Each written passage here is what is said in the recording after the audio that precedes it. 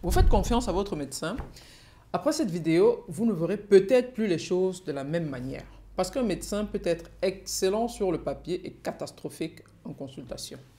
Avoir un diplôme ne fait pas un bon médecin, tout comme avoir un permis ne fait pas un bon conducteur. Pourtant, beaucoup de patients se fient uniquement à ces critères pour choisir un spécialiste. Mais alors, comment distinguer un médecin qui va réellement nous aider d'un médecin qui risque de passer à côté de votre problème? Parce qu'un mauvais diagnostic ou une prise en charge approximative peut avoir de lourdes conséquences sur votre santé. Je vais vous donner 3 critères précis pour repérer un bon médecin dès votre première consultation.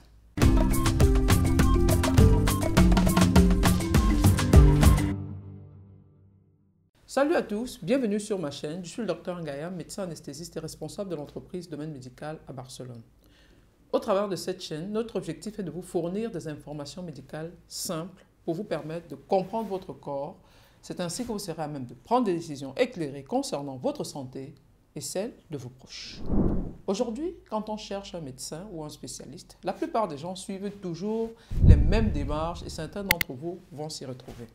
La première démarche, c'est le bouche à oreille. On demande à la famille, aux amis, aux collègues s'ils connaissent un bon médecin. Problème. Ce qui a fonctionné pour quelqu'un d'autre ne veut pas dire que ce sera adapté à votre cas. Un bon médecin pour une hypertension n'est pas forcément compétent pour les problèmes de douleur chronique. La deuxième démarche que vous suivez souvent, ce sont les avis sur Internet. Google, Doctolib, les forums spécialisés et beaucoup se fient aux étoiles et aux commentaires. Comme si votre santé était un ustensile de cuisine qu'on achète sur Internet en se basant sur les avis des acheteurs antérieurs. Quel est le problème? Que les avis peuvent être biaisés. Quand je m'amuse souvent à lire les commentaires des patients sur les sites, le problème que je vois avec cette démarche est que certains patients laissent une note négative, certes, simplement parce que le médecin ne leur a pas prescrit l'ordonnance qu'ils voulaient. Et à l'inverse, d'autres mettent 5 étoiles simplement parce que le médecin était sympathique. Et alors, s'il est sympathique?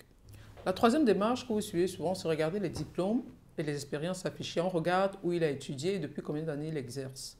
Le problème avec ça, c'est qu'un médecin peut avoir fait ses études dans de prestigieuses universités et pourtant être peu à jour sur les nouvelles avancées médicales. Un diplôme obtenu il y a plus de 20 ans sans formation continue peut être totalement obsolète de nos jours. Et la quatrième démarche, c'est regarder les délais de rendez-vous. Beaucoup pensent que si un médecin est surbooké, c'est forcément parce qu'il est excellent. Mais non. Un médecin peut être très demandé pour plusieurs raisons. Par exemple, un emplacement stratégique. Un médecin peut être très demandé parce qu'il est l'un des seuls dans la spécialité ou parce qu'il travaille dans une zone avec peu de praticiens. Un exemple, un dermatologue qui a 3 mois d'attente dans un petit village n'est pas forcément parce qu'il est le meilleur. C'est tout simplement parce qu'aux alentours, il n'y a pas un autre. Résultat, on retrouve parfois un médecin qui a de bons avis mais ne prend pas le temps d'écouter ses patients. Il a un beau CV, mais il prescrit les mêmes traitements à tout le monde sans réaliser d'analyse. Il a une grande réputation, mais il ne se recycle pas. Or, un bon médecin, c'est bien plus que des avis en ligne. Il y a des critères que l'on ne voit pas sur la fiche Google et qui peuvent se détecter dès la première consultation. Et c'est exactement ce que nous allons voir maintenant. Quels sont les 3 critères que je peux vous donner pour détecter un bon médecin dès la première consultation? Le premier critère, c'est sa capacité d'écoute, d'analyse et de logique dans la prise de décision.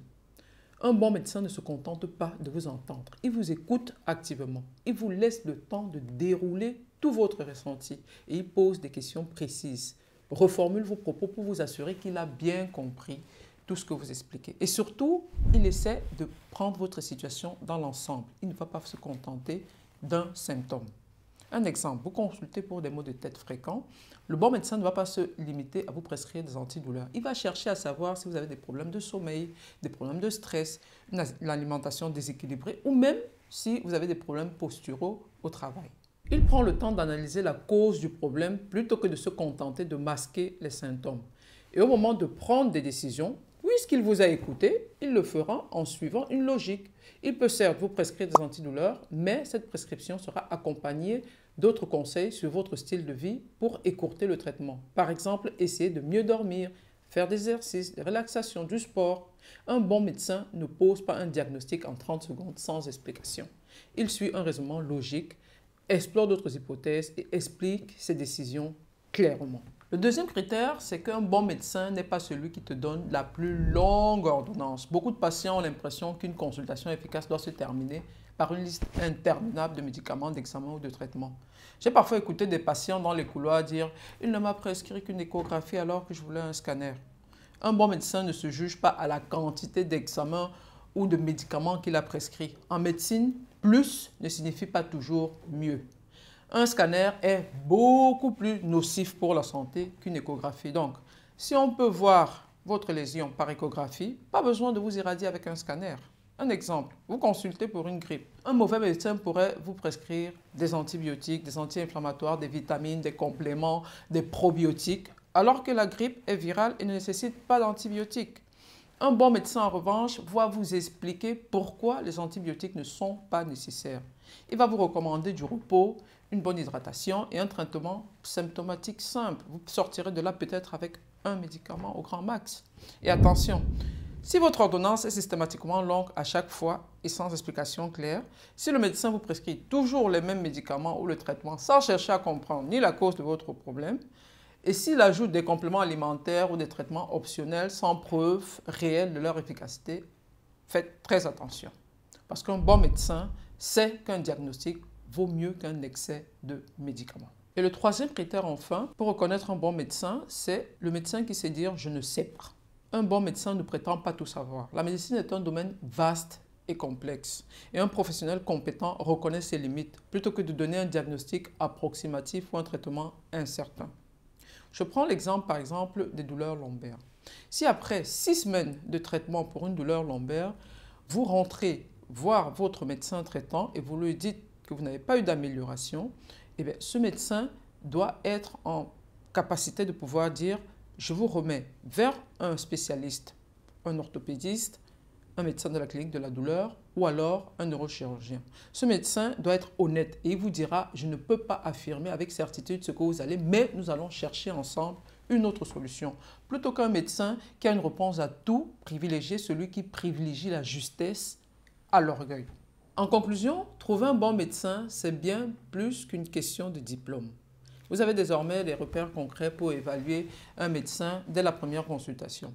Chez Domaine Médical, nous appliquons ces critères rigoureux pour sélectionner notre réseau de spécialistes à Barcelone, bien au-delà des simples diplômes et expériences.